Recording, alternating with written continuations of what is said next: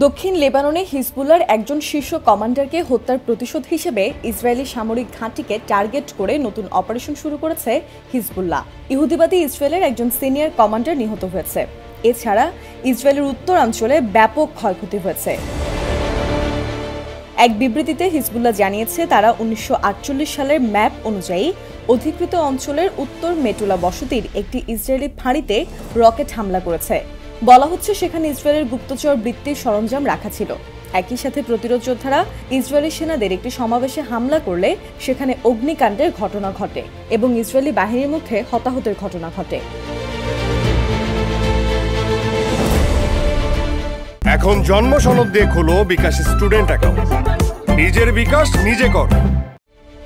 অধিকৃত সিরিয়ার গোলান মালভূমির পাশাপাশি উত্তরে অধিকৃত ফিলিস্তিনি ভূমিতে ইসরায়েলি সামরিক ব্যারাক এবং ঘাঁটিতে হামলার ভিডিও ফুটেজও প্রকাশ করেছে হিজবুল্লাহ। প্রতিরোধ গোষ্ঠীটি বলেছে, গাজার ফিলিস্তিনিদের সাথে সংহতি, উপকূলীয় অঞ্চলে দক্ষিণ প্রতিরোধ যোদ্ধাদের সমর্থনে এবং দক্ষিণ লেবাননের আবাসিক এলাকায় ইসরায়েলি হামলার প্রতিশোধ নিতে এই অপারেশনগুলো শুরু করা হয়েছে। বুধবার হিজবুল্লাহ জানিয়ে দিয়েছে তাদের একজন উচ্চ পদস্থ কমান্ডার মোহাম্মদ নিমাহ নাসের, যিনি হজ আবু নামেহ নামেও পরিচিত, তাকে হত্যা করা হয়েছে। দলটির ঘনিষ্ঠ একটি সূত্র বার্তা সংস্থা এএফপি-কে এই তথ্য নিশ্চিত করেছে। বলা হচ্ছে দক্ষিণ লেবাননের টায়ারের হোশ এলাকায় ইসরায়েলি হামলায় নিহত হয় নিমা নাসের। এরপরই বৃহস্পতিবার প্রতিরোধ গোষ্ঠীটি জানায় তারা নাসেরের হত্যার প্রতিক্রিয়া হিসেবে ইসরায়েলের সামরিক অবস্থানগুলোকে টার্গেট করে 200টিরও বেশি রকেট এবং ড্রোন হামলা চালিয়েছে।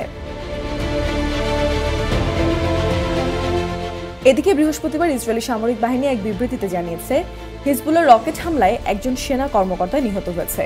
নিহত ইসরায়েলি সেনা কর্মকর্তার নাম মেজর ইতাই গালিয়া। সে ইসরায়েলি সামরিক বাহিনীর 679 আর্মার্ড ব্রিগেডের 8679 ইউনিটের ডেপুটি কোম্পানি কমান্ডার ছিল।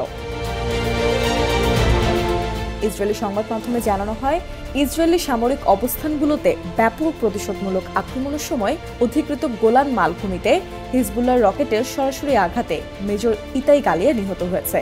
হিজবুল্লাহর সাথে সম্ভাব্য পূর্ণাঙ্গ যুদ্ধের জন্য ইসরায়েলের প্রস্তুতির অংশ হিসেবে ইতাই গালিয়াকে উত্তর ইসরায়েলে পাঠানো হয়েছিল।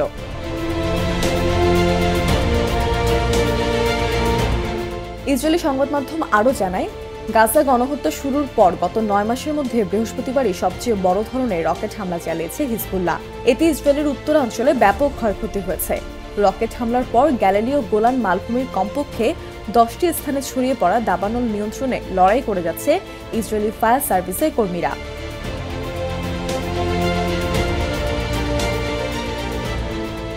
লয়ালিটি টু রেজিস্ট্যান্স পার্লামেন্টারি ব্লকের সদস্য ইব্রাহিম আল মুসাভি বলেছে, হিজবুল্লাহর হামলা প্রত্যাশার চেয়ে বেশি। সে জোর দিয়ে বলেছে, ফিলিস্তিনি জাতিকে সমর্থন করার জন্য হিজবুল্লাহর প্রতিশোধমূলক অপারেশনগুলো তাদের প্রতিশ্রুতি পূরণের দৃঢ় ইঙ্গিত বহন করে।